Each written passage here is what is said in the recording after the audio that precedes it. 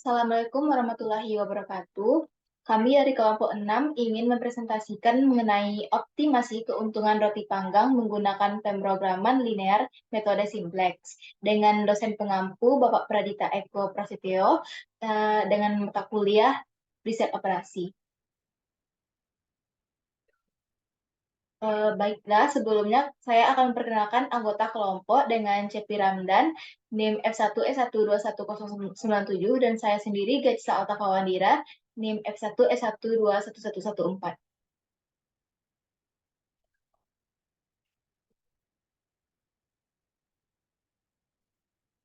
Baiklah, untuk pendahuluan, dalam era bisnis yang kompetitif dan dinamis saat ini, pelaku usaha UMKM atau usaha mikro kecil menengah harus menghadapi berbagai tantangan untuk mempertahankan dan meningkatkan produktivitas serta keuntungan. Salah satu sektor yang terus berkembang adalah industri makanan, di mana produk roti panggang telah menjadi pilihan favorit konsumen sebagai cemilan sehat dan praktis. Mengelola usaha roti panggang tidak hanya melibatkan aspek kreatif dalam menciptakan variasi rasa dan tampilan yang menarik, tapi juga memerlukan perencanaan produksi yang efisien untuk mencapai keuntungan yang optimal.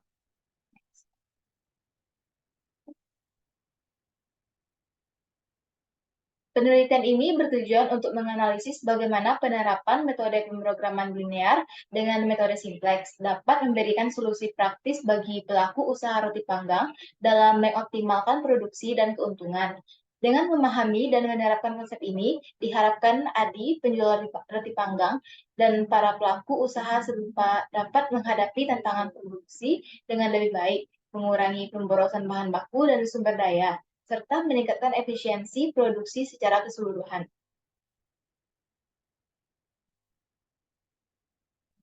Baiklah, untuk pembahasannya, yang pertama variabel keputusan.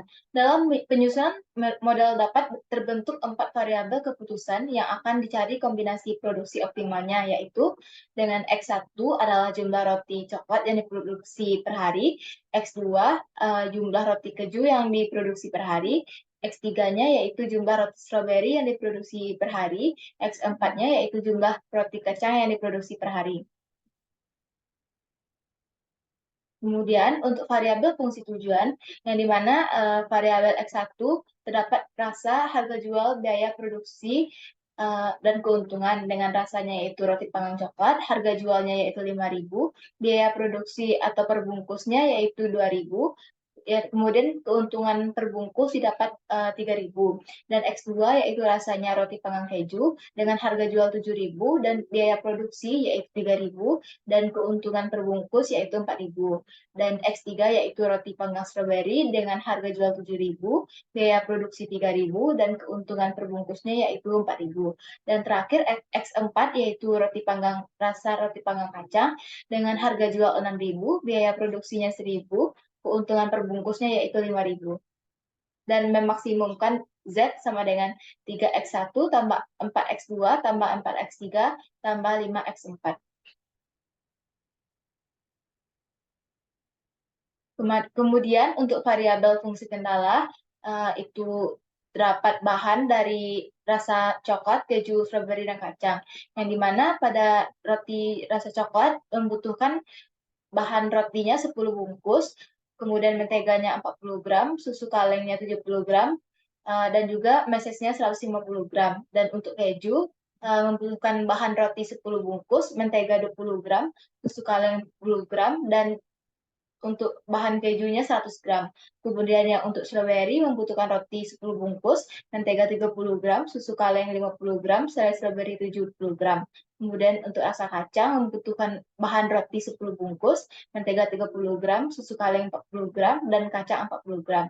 Dan ketersediaan bahan bakunya pada roti yaitu 40 bungkus, mentega 1.200 gram, susu kaleng 1.500 gram, selai strawberry 300 gram, meses 150 gram, kacang 40 gram, dan keju 100 gram. Pada variabel fungsi kendala yaitu 10X1 tambah 10X2 tambah 10X3 ditambah 10X4, kecil sama dengan 40. Yang kedua 40x1 ditambah 20x2 ditambah 30x3 ditambah 30x4, yaitu kecil sama dengan 1200. Kemudian yang ketiga 70x1 ditambah 40x2 ditambah 50x3 ditambah 40x4, kecil sama dengan 1500.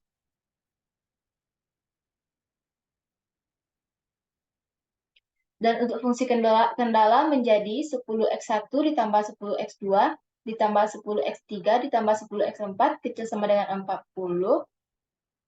menjadi 10x1 ditambah 10x2 ditambah 10x3 tambah 10x4 ditambah x1 sama dengan 40. Yang kedua, 40x1 ditambah 20x2 ditambah 30x3 ditambah 30x4 kecil sama dengan 1200 menjadi 40x1 ditambah 20x2 ditambah 30x3 ditambah 30x4 ditambah x2 sama dengan 1200.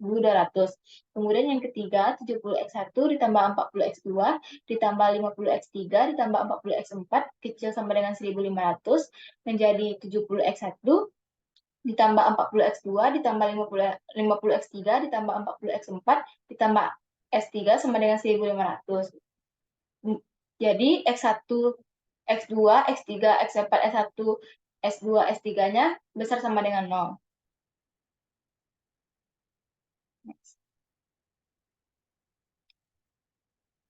Untuk fungsi tujuannya, dari 10x1 ditambah 10x2 tambah 10x3 ditambah 10x4 tambah S1 sama dengan 40, dan yang selanjutnya menjadi Z max sama dengan 3x1 ditambah 4x2 ditambah 4x3 tambah 5x4 ditambah S1 ditambah S2 ditambah S3.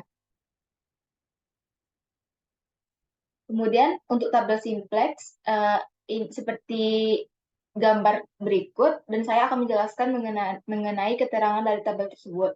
CB yaitu menggambarkan koefisien ongkos relatif untuk variabel dalam basis. Pada mulanya koefisien itu bernilai 0, dan FDB yaitu VDB yaitu berisikan variabel bayangan. Variabel tersebut akan digantikan dengan variabel keputusan.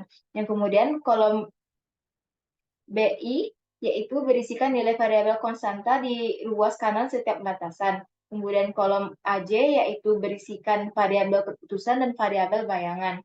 Kemudian kolom CJ yaitu berisikan koefisien relatif dari fungsi tujuan dan kolom variabel bayangan bernilai 0.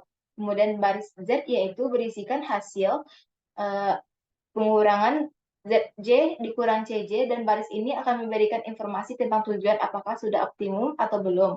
Kemudian kolom rasio itu berisikan hasil bagi untuk menyatakan variabel yang akan menjadi baris kunci atau tidak. Baiklah, selanjutnya akan dibacakan oleh Cepi. Baiklah, di sini kita memasukkan nilai-nilai ke dalam tabel simplex, dan di sini kita akan menentukan dari sebuah kolom kunci.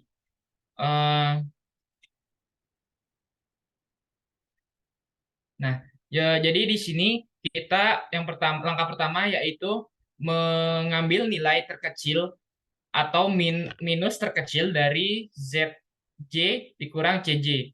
Bisa kita lihat pada tabel berikut di layar, nilai terkecilnya yaitu minus 5. Sehingga kolom pada minus 5 dijadikan sebagai kolom kunci. Selanjutnya kita mencari baris kunci. Untuk baris kunci ini kita dapat mencari nilai rasio terlebih dahulu. Nilai rasio ini diambil dari 40 dibagi dengan 10. Mengapa 10? Karena 10 tadi dijadikan sebagai kolom kunci. Sehingga 40 dibagi 10 yaitu hasilnya 4 untuk rasio. Selanjutnya untuk S2 1200 dibagi dengan 30 hasilnya 40. Yang selanjutnya 1500 dibagi dengan 40 yaitu 75/2.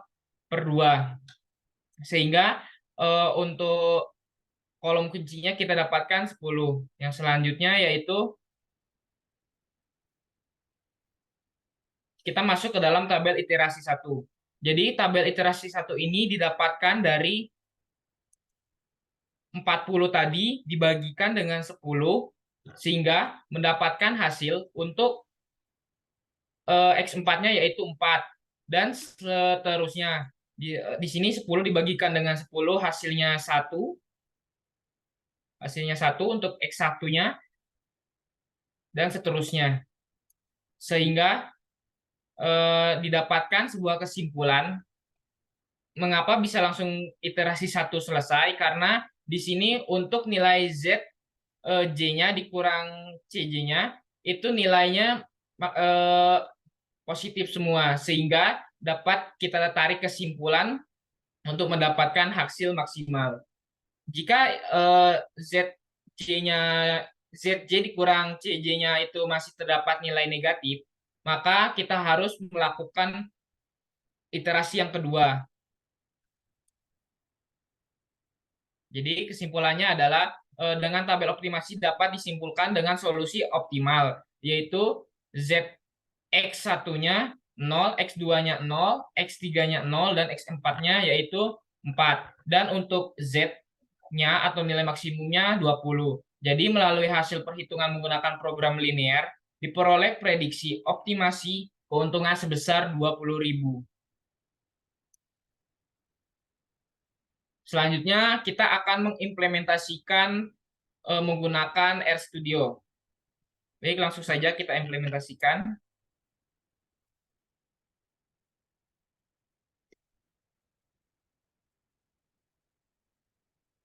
Di sini kita masuk terlebih dahulu ke dalam RStudio-nya. Nah, bisa dilihat di sini untuk baris pertama, yaitu kita menginstalkan terlebih dahulu package yang bernama LP Solve. Kita akan menggunakan package ini di dalam RStudio untuk mendapatkan nilai maksimumnya. Kita run.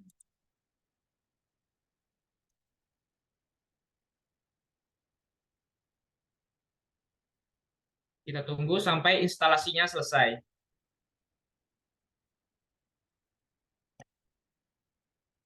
Nah, di sini package-nya sudah berhasil diinstalkan ya. Yang selanjutnya kita panggil library-nya. Ketika kita sudah panggil, kita masuk ke dalam baris selanjutnya, yaitu mendefinisikan fungsi tujuan atau Z. Nah, di sini kita mendefinisikan fungsi tujuan yang ingin dioptimalisasi. Dalam kasus ini, kita ingin memaksimalkan nilai fungsi tujuan Z, vektor objek berisikan koefisien dari variabel-variabel keputusan seperti X1, X2, X3, serta X4, dan fungsi tujuan. Kita run. Sudah masuk untuk nilai dari X1, X2, X3, serta X4-nya untuk Z maksimumnya. Yang selanjutnya yaitu pada bagian ini kita akan mendefinisikan matriks koefisien ke dalam matriks A yang mencerminkan hubungan antara variabel-variabel keputusan dan kendala-kendala yang ada. Matriks ini memiliki 3 baris atau 3 kendala dan 4 kolom variabel-variabel keputusan. Sesuai dengan jumlah kendala dan variabel dalam permasalahan ini, baris pertama mewakilkan kendala pertama dan seterusnya. Di sini kita memiliki 3 baris. Untuk X1-nya 10, 10, 10, 10. Dan untuk X2-nya 40, 20, 30, 30. Dan untuk fungsi kendala yang ketiga yaitu 70, 40, 50, dan 40. Sehingga kita masukkan, kita run, maka nilainya sudah masuk di sini. Dan selanjutnya yaitu mendefinisikan vektor batasan. Jadi kita di sini mendefinisikan batasannya. Jadi RHS ini kita sebut right hand side. Jadi berisikan nilai batasan atau kendala yang harus dipenuhi setiap elemen vektor RHS-nya sesuai dengan salah satu kendala yang telah kita tentukan sebelumnya tadi. Misalnya kendala pertama yaitu 10 X1 ditambah 10 X2 ditambah 10 X3 dan ditambahkan 10 X4, maka kecil sama dengan 40. Ini 40, terus berikutnya sama. Kecil sama dengan 1.200 dan yang ketiga yaitu kecil sama dengan 1.500. Maka kita run. Oke, di sini nilainya sudah masuk. Yang selanjutnya yaitu menentukan tipe batasannya. Jadi kan tadi kita sudah sebutkan yaitu kecil sama dengan, maka di sini kita masukkan tipenya. Kita run. Oke, sudah masuk. Terus yang selanjutnya ini menyelesaikan masalah program linear. Jadi di sini kita menggunakan fungsi LP untuk menyelesaikan masalah program linear kita. Saya atur arahannya sebagai max. Di sini max. Terus karena kita ingin memaksimalkan nilai fungsi tujuan Z-nya, yang selanjutnya kita memberikan argumen-argumen berupa fungsi tujuan atau objektif in-nya, matriks koefisien kendala sebagai cost dir-nya, cost map-nya. Ini cost map. Yang selanjutnya yaitu tipe batasannya kita di sini cost dir di sini. Nah, dan yang selanjutnya itu vektor batasannya kita ini cost.rhs. Kita run. Oke, sudah masuk. Dan yang selanjutnya kita di sini akan menampilkan dari hasilnya. Ini untuk codingannya. Kita run. Nah, maka di sini kita mendapatkan hasil optimasi dari maksimal keuntungan kita. Jadi maksimal keuntungan kita yaitu 20.000 ya. Dan untuk nilai variabel X1-nya 0, nilai variabel X2-nya 0, nilai variabel X3-nya 0, dan nilai variabel X4-nya yaitu 4. Sesuai dengan apa yang kita sudah cari sebelumnya dari studi kasus kita.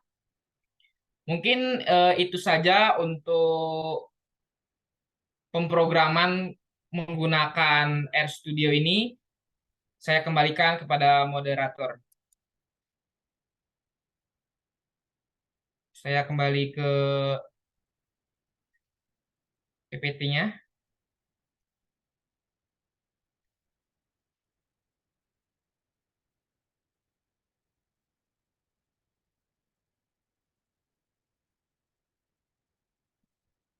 Dan ini untuk dokumentasinya. Kita masukkan ke dalam PPT. Oke, saya kembalikan kepada moderator. Baik, terima kasih. Sekian presentasi dari kami. Jika ada kata-kata yang salah, mohon dimaafkan. Assalamualaikum warahmatullahi wabarakatuh.